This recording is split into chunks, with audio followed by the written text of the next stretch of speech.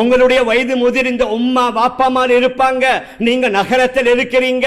அவர்கள் பிறந்த அந்த வளர்ந்த கிராம சூழல்ல இருப்பாங்க. நீங்க டைம் ஒதுக்கி உம்மாட்ட போய்த்து ஒரு கிழமை இருங்க, வாப்பாவோட போய்த்து ஒரு கிழமை இருங்க. அந்த உம்மா வாப்பாவுக்கு டைம் கொடுங்க. அவர்களுடைய பழைய பேச்சுக்களை கேளுங்க, அவர்களுடைய பழைய கதைகளை கேளுங்க. அவங்க கையால் அந்த உம்மா ஆக்கித்தாரத்தை சந்தோஷமா சாப்பிடுங்க. அந்த பெற்றோர்களை சந்தோஷப்படுத்துங்க, அவர்களை திருப்திப்படுத்துங்க. அவர்களுடைய முக்கியமான நோய்களா இருந்தா அதற்கு வைத்தியங்களை செய்து கொடுங்க. வாப்பாவுடைய காலை அமுக்குங்க, உம்மாவுடைய தலைக்கு எண்ணெயை பூசி விடுங்க. அதனால எதிர்வரக்கூடிய நாட்களில் நாங்க அப்படி போகணுமா, வரையறையோட கட்டுப்பாடோட அந்த அஜ்னபி மஹ்ரமியத்தை பார்க்கணும். எங்களுக்கு வீட்டில் இருக்கும் பொழுது எந்த பெண்ணை பார்ப்பதோ பேசுவதோ கூடாதோ. அங்க ட்ரிப் போனா அங்க சர்வசாதாரணம். ஆண்களும் பெண்களும் இரண்டரை கலக்கிற, அதற்கு பின்னால் எனக்கு சொல்லலா பாரதூரமான தவறுகள் நடக்கும். சில வேளை நாங்க 17-18 வருஷமா எங்கட வீட்டில் எங்கட மகளை எங்கட சகோதரிய ரொம்ப கவனமா வளர்த்திருப்போம். இந்த ஒரு கிழமை ட்ரிப் போனதோட. கணியத்திற்குரிய பெரியார்களே, அன்பிற்குரிய கணவான்களே, சகோதரர்களே, காலம் ரொம்ப வேகமாக சுற்றி சுழன்று கொண்டிருக்கிறது. நேரமும் மின்னல் வேகத்தில் அது கடந்து கொண்டிருக்கிறது என்றால் மிகையாகாது. இந்த காலமும் நேரமும் எவ்வளவு வேகமாக சென்று கொண்டிருக்கிறதோ அதற்கு தோதுவாக நாமும் எதிர் நீச்சல் அடித்து நம்முடைய அன்றாட தொழில், வியாபாரம், குடும்பம், சமூகம் மற்றும் உண்டான வேலைகளை ஒவ்வொரு நாளும் எங்களால் முடிந்த அளவுக்கு அவைகளில் ஈடுபட்டு அவைகளை மிக கச்சிதமாக சமாளித்து கொண்டு வருகின்றோம். நாம் ஈடுபடக்கூடிய வேலைகளில் அநேகமானது இந்த உலகத்தில் நமக்கு தேவைப்படக்கூடிய சில வேலைகளாக இருக்கலாம், அல்லது ஆஹிராவுல நமக்கு நன்மைகளை ஈட்டித் தரக்கூடிய வேலைகளாக இருக்கலாம். அநேகமான நம்முடைய வேலைகள் இந்த இரண்டுக்கு உட்பட்டதாகத்தான் இருக்க வேண்டும். ஆனால் சில நேரங்களில் எங்களை அறியாமல் துனியா உலகத்துடைய வாழ்க்கைக்கும் எந்த வகையிலும் தேவைப்படாத, மறுமையில நமக்கு எந்த வகையான நன்மையையும் லாபத்தையும் ஈட்டித் தராத பல வேலைகளில், பல விடயங்களில் அடிக்கடி நாம் ஈடுபட்டு கொண்டிருக்கின்றோம். நான் எதை சொல்ல வருகிறேன் என்றால், உலகத்தில் அல்லாஹ் சில காலங்களை நமக்கு தந்து அனுப்பி வைத்திருக்கிறான். அது 60 வருடமாக, 70 வருடமாக, 80 வருடமாக இருக்கலாம். ஒவ்வொரு மனிதனுக்கும் அல்லாஹ்வால கொடுக்கப்பட்ட அந்த அஜல், அந்த தவணை, அந்த கால நேரம் இருக்குகின்றதே, அதை அல்லாஹ் வெறும் இலவசமாக கொடுத்து அனுப்பவில்லை. அவன் நமக்கு தந்திருக்கக்கூடிய ஒவ்வொரு கால நேரங்களை பற்றியும் கியாமத்துடைய நாளையில் ஒவ்வொரு மனிதன்கிட்ட நிச்சயமாக அல்லாஹ் கேள்விகளை கேட்பான். அதனால தான் அல்லாஹ் சுப்ஹானஹு வ தஆலா குர்ஆனில் பல இடங்களில் பல மிக முக்கியமான அவனுடைய படைப்பினங்களை கொண்டு சத்தியம் செய்ததை போன்று, ஏன் குர்ஆனில் மிக முக்கியமான நபிமார்களுடைய பெயர்களில் சூறாக்களை அமைத்ததை போன்று நாம் பார்க்கலாம். சூரத்து நூஹ் என்று ஹதரத் நூஹ் அலைஹி ஸலாத்து வஸலாம் அவர்களுடைய பெயரால தனியான ஒரு சூரா, சூரா இப்ராஹிம், சூரா ஹூத் என்று, சூரா முஹம்மத் என்று அல்லாஹ் நபிமார்களை கொண்டு எவ்வாறு சில சூறாக்களுக்கு பெயர் வைத்தானோ அதே மாதிரி கடந்த காலங்களிலும் நாம் ஞாபகப்படுத்தி இருக்கிறோம். கால நேரங்களை வைத்தும் அல்லாஹ் சில சூறாக்களுக்கு பெயர் வைத்திருக்கின்றான். சூரத்துல் அஸ்ர் என்றாலும் காலம், சூரத்துத் தஹ்ர் என்றாலும் காலம். வெறும் காலத்தை மொட்டையாக அல்லாஹ் சொல்லி நின்று விடாமல் அந்த கால நேரங்களுடன் சம்பந்தப்பட்ட மிக முக்கியமான நேரங்கள், அது வல் ஃபஜ்ர் அதிகாலை வேலையாக இருக்கலாம், வத்துஹா முற்பகலுடைய வேலையாக இருக்கலாம், வல் லைல் இரவுடைய வேலையாக இருக்கலாம். குர்ஆன் அந்த காலத்துடன் இணைந்த சேர்ந்த பல மிக முக்கியமான நேரங்களையும் குறிப்பிட்டு அல்லாஹ் சத்தியம் செய்ததற்குரிய காரணம் என்ன? இந்த காலமும் நேரமும் பொறுமதியானது, மிகப்பெரிய ஒரு நிஅமத், மிகப்பெரிய ஒரு செல்வம் அல்லது மிகப்பெரிய ஒரு அமானிதம் என்றால் அது மிகையாக ஆகாது. மேலான பெரியார்களே, அன்பிற்குரிய கணவான்களே, சகோதரர்களே, அதனால நமக்கு தரப்பட்டிருக்கிற கால நேரம் மிகவும் பொறுமதியானது. கடந்த காலங்களிலே வாழ்ந்த நம்முடைய சலஃபு சாலிஹீன்கள் இந்த கால நேரங்களை மிகவும் கவனமாக தியாகத்துடன் பலவிதமான அவர்களுடைய தேவை மட்டுமல்ல, கியாம நாள் வரைக்கும் வரக்கூடிய நம்முடைய இஸ்லாமிய உம்மா, இஸ்லாமிய சமூகத்திற்கு எந்தெந்த வகையில் லாபங்களும் உதவிகளும் கயிறுகளும் ஏற்படுமோ அந்த மாதிரியான பல வேலைகளில் தங்களுடைய கால நேரத்தை அவர்கள் செலவழித்ததனால இன்று வரைக்கும் அவர்களை காலம் ஞாபகப்படுத்தி கொண்டிருக்கிறது. பலர்கள் பல வேலைகளில் தங்களை ஈடுபடுத்தி இருக்கிறார்கள். ஹதரத் சயீத் இப்னுல் முஸய்யிப் ரஹ்மத்துல்லாஹி அலைஹி அவர்களை பற்றி பதிவு செய்யப்பட்டிருக்கிறது. வல்லாஹி மா அத்தனல் முஅத்தினு முன்து 40 சனா இல்லா வஅன ஃபில் மஸ்ஜித். அல்லாஹ்வின் மீது சத்தியமாக கடந்த 40 வருடம் முஅத்தின் சொல்லக்கூடிய பாங்கை நான் மஸ்ஜிதிலிருந்து தான் கேட்டிருக்கிறேன். 40 வருடம் என்பது ஒரு சாதாரணமான ஒரு சின்ன காலம் ஒன்று அல்ல. நாங்கள் சிலவேளை ஒரு நாளையில ஐங்கால தொழுகையை தக்பீர் தஹ்ரீமாவோடு 5 நேர தொழுகையை தொழுவது சிலவேளை சிரமம். சில நேரங்களில் உம்ராவுக்கு போன அந்த 10 நாள் நாங்கள் நினைக்கிறோம், இந்த 10 நாளையும் முழுக்க நான் ஹரத்தில் கழிக்கணும், ஒரு ஜமாத்தை கூட மிஸ் பண்ண கூடாதுன்னு நினைப்போம். சில வேளை ஏதாவது ஒரு ஜமாத் தப்பி விடும், தவறி விடும். ஹஜ்ஜுக்கு போனவர்களும் அவ்வாறு தான். சில வேளை 40 நாள் 4 மாசம் ஜமாத்தில் போனவர்களும் நினைப்பார்கள், ஒரு தக்பீர் தஹ்ரீமா தவறாமல் நான் தொழணும். ஆனால் சில நேரங்களில் அவைகள் முன்ன பின் ஆகிவிடும். 40 வருடம் என்பது சாதாரணமான ஒரு காலம் அல்ல. ஹதரத் சயீத் இப்னுல் முஸய்யிப் ரஹிமஹுல்லாஹ் கூறுகிறார்கள், சத்தியம் செய்து கூறுகிறார்கள், 40 வருடமாக முஅத்தின் அதான் சொன்னதை நான் மஸ்ஜிதுக்குள்ள இருந்து தான் கேட்டேன் என்றால் அவர் மஸ்ஜிதுக்குள்ள ஜமாத்துக்கு தயாராக இருந்ததனால தான் பாங்கை கேட்டிருக்கிறார். அல்லாமா சுலைமான் இப்னு அஹ்மத் அத்-தபரானி ரஹிமஹுல்லாஹ் மிகப்பெரிய ஒரு அறிஞர். நாங்கள் அடிக்கடி தபரானி என்று சொல்லுவோமே, அந்த கிதாபை எழுதியவர். அவருடைய வரலாறில் பதிவு செய்யப்பட்டிருக்கிறது, 33 வருடமாக தொடர்ந்து பிரயாணம் செய்து 1000 ஆசிரியர்களை சந்தித்துத்தான் நான் இந்த ஹதீஸை பதிவு செய்தேன் என்று கூறுகிறார்கள். 33 வருட பிரயாணம் என்பது இலகுவான காரியம் அல்ல. அல்லாமா இப்னுல் முபாரக் ரஹ்மத்துல்லாஹி அலைஹி இமாம் புகாரி போன்றவர்களுடைய ஆசிரியர்களில் உள்ளவர். அவர்கள் ஒவ்வொரு வருடத்தையும் 3ஆக பிரிப்பார்கள். 4 மாதத்தை அல்லாஹுடைய பாதையில் ஜிஹாது செய்வதற்காக, 4 மாதத்தை முழுக்க தொழில் வியாபாரத்திற்காக, 4 மாதத்தை ஹதீஸை படித்து கொடுப்பதற்காக. இவ்வாறு பல வருட காலமாக தன்னுடைய முழு வருடத்தை 3ஆக பிரித்து அவர்கள் செயல்பட்டார்கள் என்றால் இவ்வாறு நிறைய நமக்கு சொல்லிக்கொண்டே போகலாம். நாம் ஒவ்வொருவரும் யோசிக்கணும், நாம் 40 கடந்து விட்டோம், 50 கடந்து விட்டோம், 60 கடந்து விட்டோம், சம்பாதித்தோம், காணி வாங்கினோம், வீடு வாங்கினோம், பிள்ளைகளுக்கு திருமணங்களை முடித்து வைத்தோம், படிக்க வைத்தோம். ஆனால் இதற்கு அப்பால நாம் சமூகத்திற்கு என்ன செய்தோம்?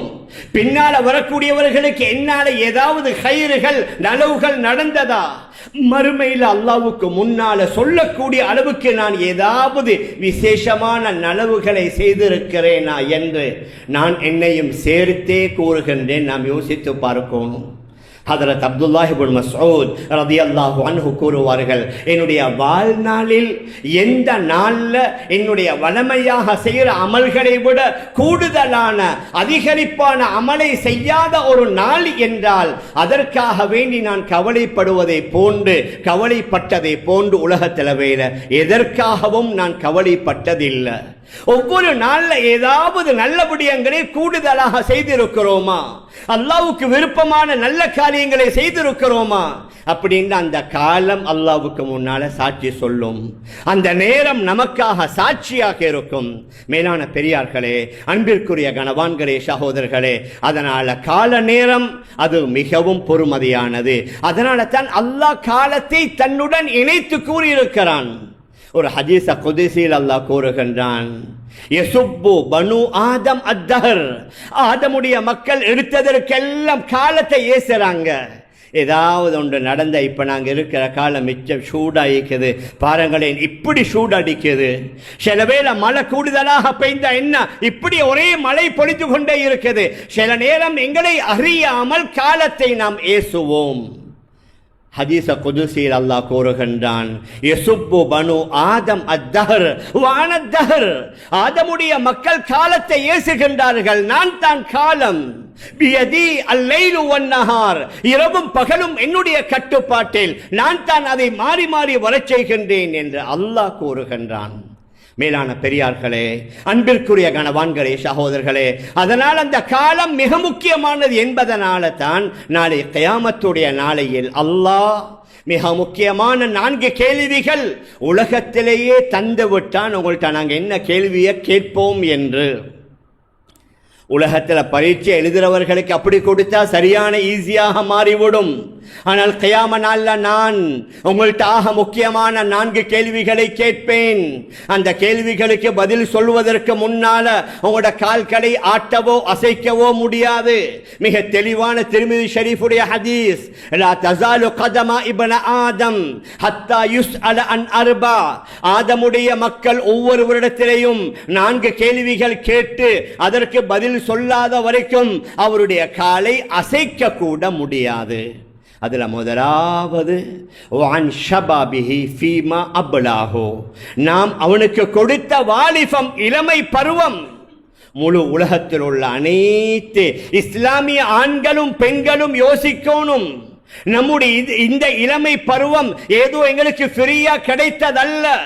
நாளை மறுமையுடைய நாளையில் அல்லாஹ் முதலாவது கேட்பான், வான் ஷபாபிஹி ஃபீமா அப்லாஹு, நான் உனக்கு தந்த இளமை பருவத்தை நீங்க என்ன செய்தீங்க, அதுல என்னென்ன வேலைகளில் ஈடுபட்டீங்க, என்ன நல்ல வேலைகளை செய்தீங்க, எந்த கெட்ட வேலைகளை செய்தீங்க, இவைகள் ஒவ்வொன்றை பற்றியும் மறுமை நாளில் அல்லாஹ் கேட்பான்.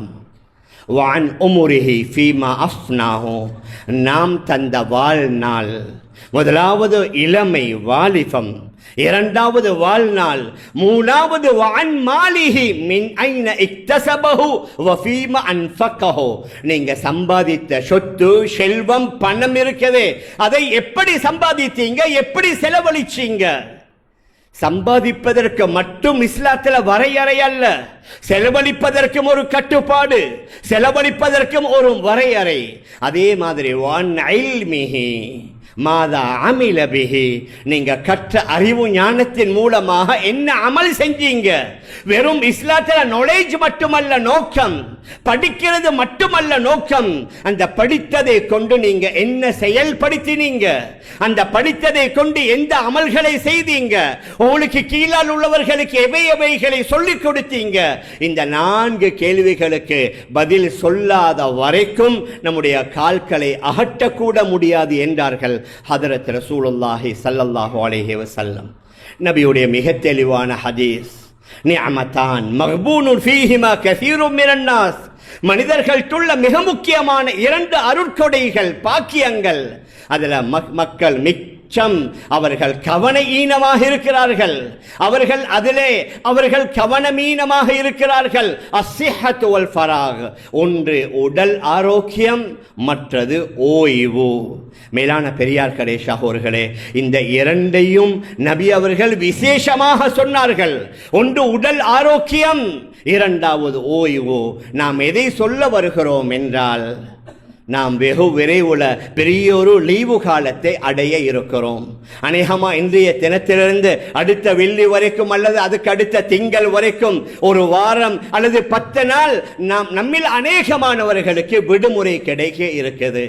இந்த விடுமுறை காலத்தை நாம் எவ்வாறு கழிக்க வேண்டும், இந்த ஓய்வு காலத்தை நாம் எவ்வாறு செலவழிக்க வேண்டும்.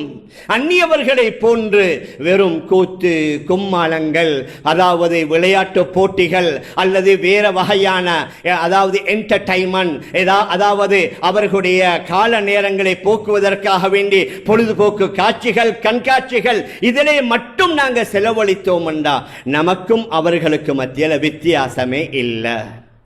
அதனால நம்முடைய இந்த விடுமுறை காலம் நம்முடைய இந்த ஓய்வு காலங்களை நாம் எவ்வாறு செலவழிக்க வேண்டும்? இப்போ எங்கட நாட்டில் மட்டுமல்ல, முழு உலகத்திலேயும் அந்த லீவு நாட்கள் வந்தால் இப்போ அநேகமாக அந்த சுற்றுப்பயணம் போவது என்பது அது அத்தியாவசியமான ஒன்றாக மாறிவிட்டது. ஒரு 30-40 வருடங்களுக்கு முன்னால் அப்படி ஒன்றை நாங்கள் காணல்ல, அப்படி ஒன்று இருக்கல்ல, இந்த அந்த அளவுக்கு வாகன வசதிகளும் இருக்கல்ல. அதனால அந்த காலத்தில் வாழ்ந்தவர்களுக்கு அப்படி ஒன்றே தெரியல. ஆனா இப்ப ஏதாவது ஒரு வெள்ளிக்கிழமை லீவு வந்தா போதும், தொடர்ந்து 3 நாள் லீவு, எல்லாருமே பிளான் பண்ணிடுவாங்க. எங்க போற, குடும்பத்தோடு எங்க போற, எங்கட நாட்களை எப்படி கழிக்கிற. நான் எதை சொல்ல வாரேன்டா, சுற்றுப்பயணமோ பிரயாணமோ அதற்கும் நம்முடைய மார்க்கத்தில் வழிகாட்டுதல் இருக்குது. பொதுவாக இஸ்லாமிய சரித்திரத்தை நாம் எடுத்து பார்த்தோம் என்றால், பிரயாணம் மிக முக்கியமான 3 நோக்கங்களுக்காக பிரயாணம் நடந்திருக்குது. அதிலிருந்து நபிமார்கள் கூட விதிவிலக்கு அல்ல. நபிமார்கள் கூட பிரயாணம் செய்திருக்கிறார்கள். நாங்க அந்த ஹஜ்ஜுடைய நேரத்தில் அடிக்கடி சொல்லுவோமே, ஹதரத் இப்ராஹிம் அலைஹி ஸலாத்து வஸலாம் தன்னுடைய மனைவியையும் பச்சிளம் பாலகனையும் அந்த இடத்துல விட்டு துஆ செய்துவிட்டு அங்க மக்காவிலிருந்து போனதே பெலஸ்தீனத்திற்கு அவர்கள் பிரயாணம் செய்தார்கள். ஹதரத் மூசா அலைஹி ஸலாத்து வஸலாம் அவர்கள் ஈஜிப்திலிருந்து ஜோர்டானுக்கு பிரயாணம் செய்தார்கள். நபி ஸல்லல்லாஹு அலைஹி வஸல்லம் நுபுவத்திற்கு முன்னால ஷாம் தேசம், யமன், மிஸ்ர் போன்ற பல பகுதிகளுக்கு பிரயாணம் செய்ததாக சரித்திரத்தில் பதிவாக இருக்குது. குர்ஆன்ல குறைஷியர்களுடைய பிரயாணங்களை கூட அல்லாஹ் ஞாபகப்படுத்துகின்றான்.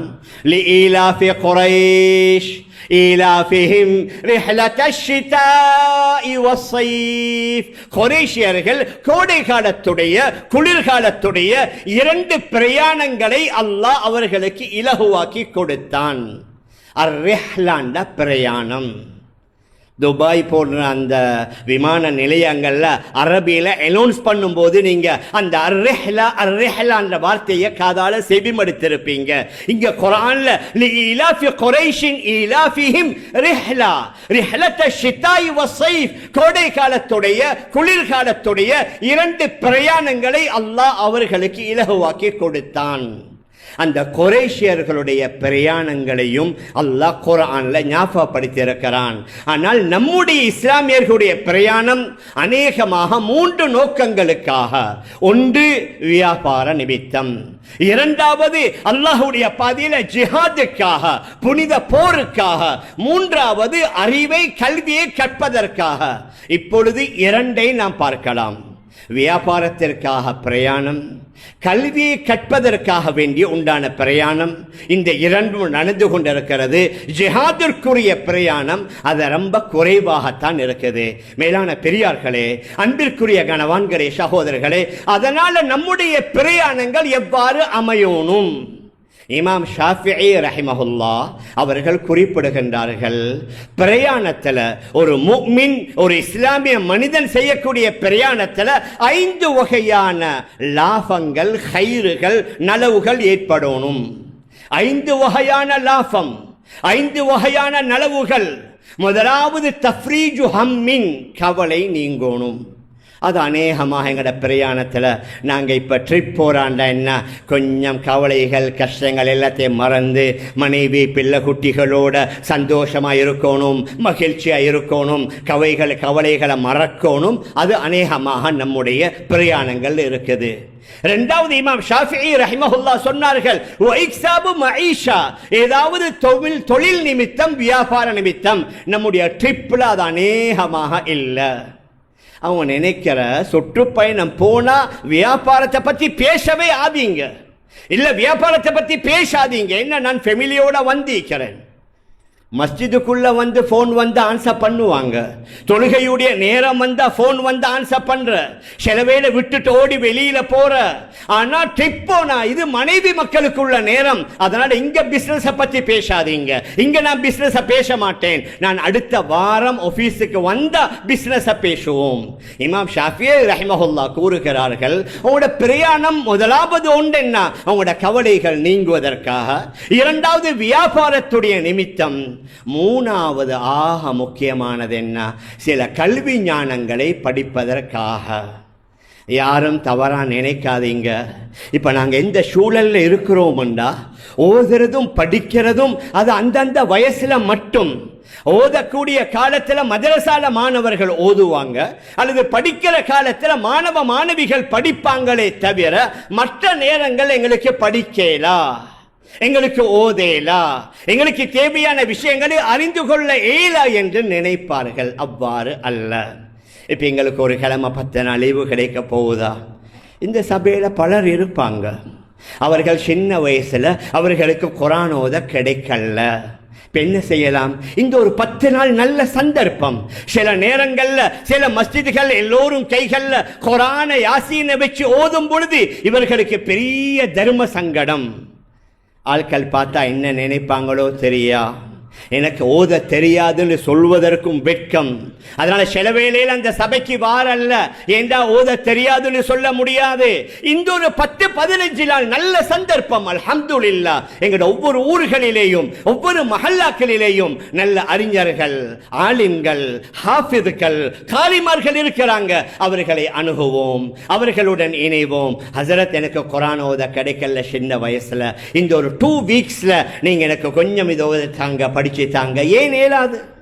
எங்கட நிறைய பெற்றால பிசினஸ்காரங்க இருக்கிறாங்க, அவங்க நினைக்கிறாங்க இந்த ஜும்மால உள்ள அந்த பயான்ல உள்ள விஷயத்தை கேட்டா போதும், இங்க மசாயில்கள் சொல்ற இடம் இல்ல, ஜும்மாவுடைய மிம்பர் மேட. ஒவ்வொரு வியாபாரிமாரும் நேரத்தை ஒதுக்கணும், டைம்களை ஒதுக்கணும். அநேகமாக எங்கட நாட்டில் குறைவு. சில மஸ்ஜிதுகள்ல ஃபிக்ஹ் கிளாஸ் நடக்கும். என்ன நடக்குதுண்டா, அந்த ஃபிக்ஹ் கிளாஸ் நடத்துற ஹஸரத் அவர் பஜார்ல இல்ல, அங்க அந்த கிளாஸ்ல உட்கார்ந்து இருக்கிறவர்கள் வியாபாரிமாரும் இல்ல. என்ன நடக்குது? வியாபாரிமாருக்கு சட்டம் தெரியாது, சட்டம் தெரிந்தவர்கள் வியாபாரம் செய்வதில்லை. இது நீக்கப்படணும்.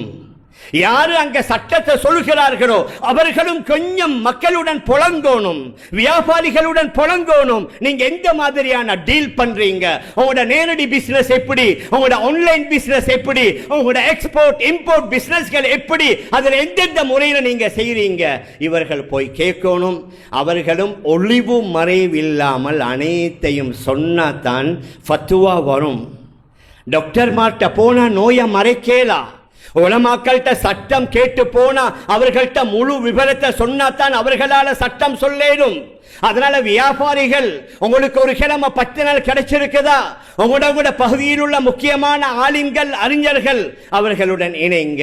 ஹஸரத், பிசினஸ் சம்பந்தமாக உள்ள முக்கியமான மசாயில்களை கொஞ்சம் சொல்லித்தாங்க, எங்களுக்கு ஒரு 1 hour ஒதுக்குங்க. அல்ஹம்துலில்லாஹ், கேட்ட உலமாக்கள் படித்து கொடுப்பதற்கு தயார். இன்னும் நிறைய இளம் ஆண்களும் பெண்களும் திருமணம் முடிச்சு இருக்கிறாங்க. 6 மாதம் 1 வருடங்களுக்கு முன்னாடி திருமணத்திற்குரிய வேலை என்ன, ஹால் புக் பண்ணுவது, நகை வாங்குவது, உடுப்பு தைப்பது, சாப்பாட்டுக்கு என்ன, எப்படி எப்படி ஹால் அரேஞ்ச்மெண்ட் அனைத்தையும் செய்யறாங்க. ஆனா திருமணத்திற்கு பின்னால அந்த கணவனும் மனைவியும் இல்லற வாழ்க்கையில் எப்படி வாழணும், அதற்குரிய ஒரு கோர்ஸ் எடுத்தீங்களா, அதற்கு எங்கேயாவது கிளாஸ் போனீங்களா? அல்ஹம்துலில்லாஹ், சில இடங்கள்ல நடக்குது. அநேகமாக திருமணம் முடிக்க இருக்கிற ஆண்கள் பெண்களுக்கு, அந்த பொண்ணுக்கு அந்த மாப்பிளைக்கு நேரம் இல்ல, டைம் இல்ல. நான் சொல்ற இந்த விடுமுறை காலங்களை நீங்க அதற்கு பாவீங்க. எந்த நாளும் ஒவ்வொரு வருஷமும் சுற்றுப்பயணம் போறோம், பார்த்திருக்கிறோம். ஆனா இப்ப என்னுடைய குடும்ப வாழ்க்கைய நான் ஆரம்பிக்க போறேன். நான் எப்படி மனைவியுடன் வாழணும், என்னுடைய மனைவி கணவனுடன் எப்படி வாழணும், பெண்களுக்கு வேறாக ஆண்களுக்கு வேறாக. அல்ஹம்துலில்லாஹ், பல இடங்கள்ல சில இடங்கள்ல, பல இடம் இல்ல, சில இடங்கள்ல ஏற்பாடுகள் இருக்குது. திருமணம் முடிக்கிறவர்கள் அதற்காக கால நேரத்தை ஒதுக்கணும். அது சம்பந்தப்பட்டவர்கள்ட்ட, அனுபவசாலிகள்கிட்ட போய் எங்களோட ஃபேமிலி லைஃப், எங்களோட குடும்ப வாழ்க்கையை நாங்கள் எப்படி வாழணும், அது ஆக மிக முக்கியமான ஒன்று. நான் சொல்ற இந்த விஷயம் நானாக சொல்லல. ஒரு 10-12 வருடங்களுக்கு முன்னால ஒரு ஆஃப் சீசன்ல நாங்க உம்ராவுக்கு போயிருந்தோம். அங்க சவுதியில அந்த இஜாசா சைஃபியா, அந்த கோடைக்கால விடுமுறைக்கு முன்னால் உள்ள ஜும்மா, அங்க ஹரம் ஷரீஃப்ல அப்துல் ரஹ்மான் சுதைஸ் ஹஃபிதஹுல்லாஹ், அந்த இமாம் சுதைசி அவர்களுடைய குத்துபா, அவர்கள் முழுக்க குத்துபாவுல உங்களுக்கு முன்னால ஒரு பெரிய லீவ் ஒன்று வரப்போகுது, அந்த விடுமுறையை நீங்க எப்படி கழிக்கணும், அவர் சொன்ன விடயங்கள், நான் ஞாபகப்படுத்தின அந்த விடயங்கள் அவர் முதலாவது சொன்னாரு. சவுதியில நிறைய உலமாக்கள் இருக்கிறாங்க, நீங்க அவர்களை தேடி போங்க, அந்தந்த ஊர்களுக்கு போங்க, அவர்களுடைய இல்முடைய மஜ்லிஸில் உட்கார்ந்து உங்களுக்கு தேவையான ஷரியாவுடைய சட்ட திட்டங்களை படிங்க. அதற்கு முன்னால சொன்னார்கள், உங்களுடைய வயது முதிர்ந்த உம்மா வாப்பாமார் இருப்பாங்க, நீங்க நகரத்தில் இருக்கிறீங்க, அவர்கள் பிறந்த அந்த வளர்ந்த கிராம சூழல்ல இருப்பாங்க, நீங்க டைம் ஒதுக்கி உம்மாட்ட போய்த்து ஒரு கிழமை இருங்க, வாப்பாவோட போய்த்து ஒரு கிழமை இருங்க. அந்த உம்மா வாப்பாவுக்கு டைம் கொடுங்க, அவர்களுடைய பழைய பேச்சுக்களை கேளுங்க, அவர்களுடைய பழைய கதைகளை கேளுங்க. அவங்க கையால் அந்த உம்மா ஆக்கித்தாரத்தை சந்தோஷமா சாப்பிடுங்க. அந்த பெற்றோர்களை சந்தோஷப்படுத்துங்க, அவர்களை திருப்திப்படுத்துங்க. அவர்களுடைய முக்கியமான நோய்களா இருந்தா அதற்கு வைத்தியங்களை செய்து கொடுங்க. வாப்பாவுடைய காலை அமுக்குங்க, உம்மாவுடைய தலைக்கு எண்ணெயை பூசி விடுங்க. நாங்க வாழும் போது அவங்க என்னெல்லாம் இல்லை எங்களுக்கு செஞ்சாங்க. எங்களுடைய அசுத்தம், எங்களுடைய நஜீஸ் அனைத்தையும் சுத்தப்படுத்தி எங்களுக்காகவே அவர்கள் தங்களுடைய அனைத்து இன்பங்களையும் துறந்தாங்களா இல்லையா? சில கடந்த காலங்களில் நாங்கள் பார்த்துருக்கலாம், சில பெற்றோர்கள் வெளியில் ஷர்ட் போட்டிருந்தாலும் உள்ளுக்கு போட்டிக்கிற பெனியன் கிழிஞ்ச பெனியனாக இருக்கும். மகன் நல்ல வசதியாக இருப்பார், ஆனால் வாப்பா அந்த பெனியன் இன்னும் கொஞ்சம் நாளைக்கு போடலாம் தானேன்னு சொல்லி அந்த கிழிந்த பெனியனை சில வேலை துவைத்து போடுவார். ஒரே 2-3 ஷர்ட்களை வச்சிருப்பார். ஒரே செருப்பை பல மாதமாக வருஷமாக பாவித்தவைகளை நாங்கள் கண்டிருக்கிறோம். ஏன்? என்னுடைய இந்த பணம் என்னுடைய மகளுக்கு தேவை, என்னுடைய மகனுக்கு தேவை என்பதற்காக அவர்களுடைய நியாயமான, அவர்களுடைய மிக முக்கியமான தேவைகளை கூட தியாகம் செய்தார்கள் பிள்ளை குட்டிகளுக்காக. ஆனால் இப்போ மகான் பெரிய ப்ரொஃபஷனல் ஆகிட்டார், அவர் லோயர் ஆகிட்டார், அவர் டாக்டர் ஆகிட்டார், அவர் பெரிய பெரிய போஸ்டில் இருக்கிறாரு. இப்போ உமாக்கு வேறு ஆப்ஷன் இல்லை, என்ன செய்ய, என்ன மகான் பிஸி தானே, என்ன மகான் டாக்டர், அவருக்கு டைம் இல்லை, அவருக்கு சரியான வேளாண்டு உம்மா அவர்கள் மகளை திருப்தி யாக்கி வச்சு சொன்னாலும் உண்மையில் அவர்களுடைய உள்ளங்கள் அழுது கொண்டிருக்கும். யார் யாரையோ சந்திக்க டைம் கொடுப்போம், கூட்டாளிமார்களோடு இரவு 12 மணி 1 மணி வரைக்கும் அவர்களோடு உட்கார்ந்து அரட்டை அடிப்போம், அவர்களோடு பேசிக் கொண்டிருப்போம். ஆனால் பக்கத்தில் உள்ள உம்மாவை போய்த்து பார்ப்பதற்கு டைம் இல்லை, வாப்பாவோட போய் கொஞ்சம் உட்கார்ந்து பேசுவதற்குரிய நேரம் இல்லை. அங்கே ஹரம் ஷரீஃபில் இமாம் சுதேசி அவர்கள் ஞாபகப்படுத்தினார்கள், வயது முதிர்ந்த உங்களுடைய பெற்றோர்களுக்கு டைம் கொடுங்க, அவர்களுக்கு ஹிதுமத் செய்யுங்க, அவர்களோட போய் அமருங்க, அவர்கள் பேசுற பேச்ச கேளுங்க. அவர்கள் பழைய காலத்து கதைகள் எல்லாத்தையும் சொல்லுவாங்க. உங்களுடைய சங்கடமா இருக்கும், பரவாயில்லை, வேற யாரு அவர்களோடு உட்கார போறது, வேற யாரு அவர்களுடைய பேச்ச கேட்க போறது? மகன் கேட்கணும், மகள் கேட்கணும், பேரன் பேத்திகள் உட்காரணும். நாங்க இடையில ஞாபகப்படுத்துறது, சில வெளிநாட்டில் அநேகமாக உள்ளவர்கள் தங்களுடைய பிள்ளைகளுக்கு ஆங்கிலத்தை தான் படிச்சு கொடுத்திருப்பாங்க. யூகேலையோ யூஎஸ்லையோ கனடாலேயோ அவங்க வெளியில வந்தா வலிக்கு விழுந்தாலும் தவறி விழுந்தாலும் ஆங்கிலத்தில் தான் விழுவுறது. அவங்களும் நாங்க சொல்ல கூட பிள்ளைகளுக்கு தமிழை படிச்சு கொடுங்க, சிங்களத்தை படிச்சு கொடுங்க. வீட்டுக்கு வந்தா அந்த உம்மாவோட அப்பாவோட பேசணும். ஆனா அந்த புள்ளைக்கு இங்கிலீஷ் மட்டும்தான் தெரியும், அப்பாவோட பேசுறதுக்கு பாஷை தெரியா, உம்மாவோட பேசுறதுக்கு தமிழ் தெரியா. அவங்க நினைக்கிற எங்கட புள்ள பெரிய பெரிய என்னமோ செய்து கொண்டிருக்கிறார். அந்த உம்மா அந்த அப்பாவுக்கு பேரன் பேத்திகளோட கொஞ்சம் ஆசை, ஆனா பாஷை தடையாக இருக்குது. இது எல்லாத்தையும் நாங்கள் யோசிக்கணும்.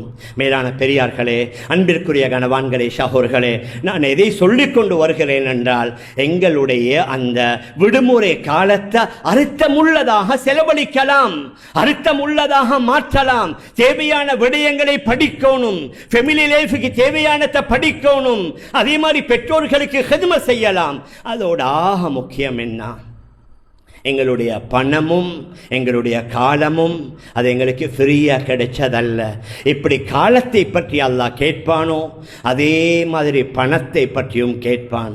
சில நேரங்களில் நாங்கள் பார்க்கலாம், குளிருக்காக வேண்டி தாராளம் நீங்கள் மலைநாட்டு பிரதேசங்களுக்கு போகலாம், அதில் எந்த மாற்று கருத்தும் இல்லை. இப்பொழுது கடும் சூடு எங்களோட தலைநகரத்தில், அதனால் தாராளம் போகலாம். ஆனால் போகிற நேரத்தில் எங்களோட மார்க்கத்துடைய வரையறைகளை பேணணும். நான் ஒரு முஸ்லிம் ஆண், நான் ஒரு முஸ்லாமிய பெண் என்ற அந்த அடையாளத்தோடு நாங்கள் போகணும். ஆனால் சில நேரங்களில் பார்த்தா ரொம்ப சங்கடம். நொன் முஸ்லிமை விட எங்களுடைய இஸ்லாமிய சில ஆண்கள் பெண்களுடைய நடவடிக்கைகளை பார்த்தா கண்ணீர் வடிக்கணும். மெயின் ரோட்டுகளில் அவங்களோட வாகனங்களை நிறுத்தி கொண்டு வாகனத்தில் உள்ள அந்த பாட்டுகளை சத்தமாக போட்டுக்கொண்டு அவங்க ரோட்டில் என்ன செய்கிற ஆடல்களில் ரோட்டில் ஆடிக்கொண்டு இருக்கிற மதுபானங்களை சர்வசாதாரணமாக அவர்கள் குடிக்கிற, அது மாத்திரமல்ல இரவு 2 மணி 3 மணி வரைக்கும் அங்கங்கே சுத்தி கொண்டு அதாவது திரிஞ்சு கொண்டு ஆடல்கள் பாடல்கள் தேவையில்லாத கூத்து கும்மாளங்களில் ஈடுபட்டு பெருமையா சொல்றது, நான் நேத்ராவு படுக்க போனதே 3 மணிக்குத்தான், நான் படுக்க போனதே 4 மணிக்குத்தான். அப்ப அவர் எழும்புவார் எப்படி? பகல் 12 மணிக்கு தான் எழும்புவார். அவருடைய அந்த பிரயாணத்தில் அவருடைய ஃபஜ்ருடைய தொழுகை என்ன? வாப்பா தொலாட்டி மகன் தொழுவாரா? உம்மா தொலாட்டி மகள் தொழுவாங்களா? எங்களோட பேரன் பேத்திகள் எங்களால் கட்டுப்படுத்தலுமா? அதனோட எந்த பிரயாணமாக இருந்தாலும் எங்களுடைய இஸ்லாமிய அடையாளங்களை நாங்கள் பாதுகாக்கணும். அல்ஹம்துலில்லாஹ், எவ்வளோ பேர் பிரயாணம் செய்ய வாகன வசதி இல்லை, ரூம் எடுக்க வசதி இல்லை, அங்கே புஃபேல சாப்பிட வசதி இல்லை. ஆனால் அல்லாஹ் எங்களுக்கு ஒரு செல்வத்தை தந்திக்கிறான். அதற்காகவாவது நாங்கள் அல்லாஹ்வுக்கு நன்றி செலுத்துறோம் இல்லையா? நேர காலத்தோட பிள்ளைகளை படுக்க போடணும், காலையில ஃபஜ்ருக்கு எழுப்பாட்டணும். தேவாண்டா அவர்கள் ஃபஜ்ரு பின்னால தேவாண்டா படுத்துக் கொள்ளலாம். ஆனால் ஃபஜ்ரும் தொழாம குர்ஆனும் ஓதாம அல்லாஹ்வுடைய ஞாபகம் இல்லாம நொன் முஸ்லிம மாதிரி எங்களுடைய சுற்றுப்பயணம் எங்களோட ட்ரிப் அமைந்தால் அல்லாஹ் பாதுகாக்கணும். அது ஆகிராவுல அதற்கு நாங்கள் பதில் சொல்வது சிரமமாக மாறிவிடும். மேலான பெரியார்களே, அன்பிற்குரிய கணவான்களே, சகோதரர்களே, அதனால் எதிர்வர நாட்களில் நாங்கள் அப்படி போகணுமா? வரையறையோட கட்டுப்பாடோட அந்த அஜ்னபி மஹ்ரமியத்தை பார்க்கணும். எங்களுக்கு வீட்டில் இருக்கும் பொழுது எந்த பெண்ணை பார்ப்பதோ பேசுவதோ கூடாதோ. அங்க ட்ரிப் போனா அங்க சர்வசாதாரணம், ஆண்களும் பெண்களும் இரண்டரை கலக்கிற. அதற்கு பின்னால் எனக்கு சொல்லலா பாரதூரமான தவறுகள் நடக்கும். சில வேளை நாங்க 17-18 வருஷமா எங்கட வீட்டில் எங்கட மகளை எங்கட சகோதரிய ரொம்ப கவனமா வளர்த்திருப்போம். இந்த ஒரு கிழமை ட்ரிப் போனதோட சில நேரங்களில் எங்கட பிள்ளைகள் எங்கட கண்ணுக்கு முன்னால் உள்ள பெண்கள் கற்பை இழந்து வரக்கூடிய நிலைமைகள் ஏற்பட்டிருக்குது. இன்னும் பல வாலிபர்கள் அங்க ட்ரிப்ல போய்த்துத்தான் ட்ரக்ஸுக்கு அடிமையாகிக்கிறாங்க. பலர்கிட்ட கேளுங்க, மகன் நீங்க எப்படி பழகினீங்க?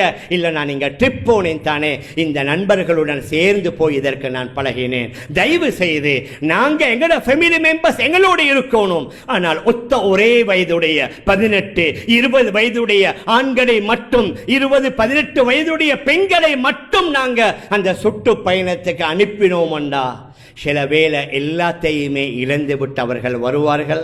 அதற்கு நானும் நீங்களும் தான் பதில் சொல்ல வேண்டி வரும்.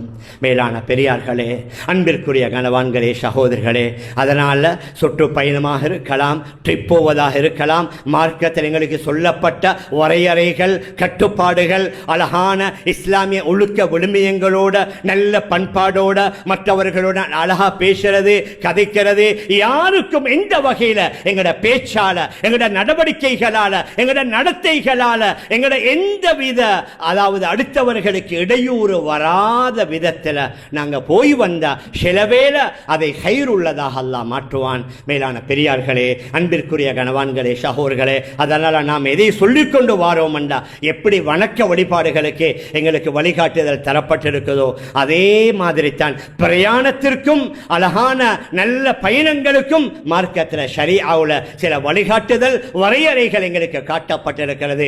அந்த அடிப்படையில் நாங்கள் நடந்து வளர்ற எங்களோட ஆண் பெண் பிள்ளைகளுக்கு முன்மாதிரியானவர்களாக வாழ்வதற்கு நாங்கள் முயற்சி செய்வோமாக. எல்லாம் வல்ல அல்லாஹ் அதற்குரிய சந்தர்ப்பங்களை நம் எல்லோருக்கும் தந்திருவானாக. ஆகவே அல்லாஹ் நம் எல்லோருடைய பாவங்களை மன்னிப்பாயாக. நம்முடைய பெற்றோர்கள், நம்முடைய உற்றார்கள், உறவினர்கள், முழு உலகத்தில் உள்ள அனைத்து இஸ்லாமிய ஆண்கள் பெண்களுடைய பாவங்களை மன்னிப்பாயாக. விசேஷமாக வளைகுடாவில் ஏற்பட்டிருக்கிற இந்த மோசமான ஆபத்து ஆபத்தான சூழ்நிலையை மாற்றி அந்த நாடுகளில் வெகு விரைவில் அச்சமற்ற பயமற்ற யுத்தம் இல்லாத ஒரு அமைதியான சூழலை ஏற்படுத்தி வைப்பாயாக. இந்த நாட்டுடைய நிலைமையை சீராக்கி வைப்பாயாக. அச்சமற்ற பயமற்ற சூழலை ஏற்படுத்தி தந்திருவாயாக. நம் எல்லோருடைய முடிவை நல்ல முடிவாக ஆக்கி நம் அனைவர்களுக்கும் ஜன்னத்துல் ஃபிர்தௌஸ் என்ற சொர்க்கத்தை தந்திருவாயாக. ஆமீன் ஆமீன் யா ரப்பல் ஆலமீன் பிரஹ்மத்திக யா அர்ஹமர் ராஹிமீன் வல்ஹம்துலில்லாஹி ரப்பில் ஆலமீன்.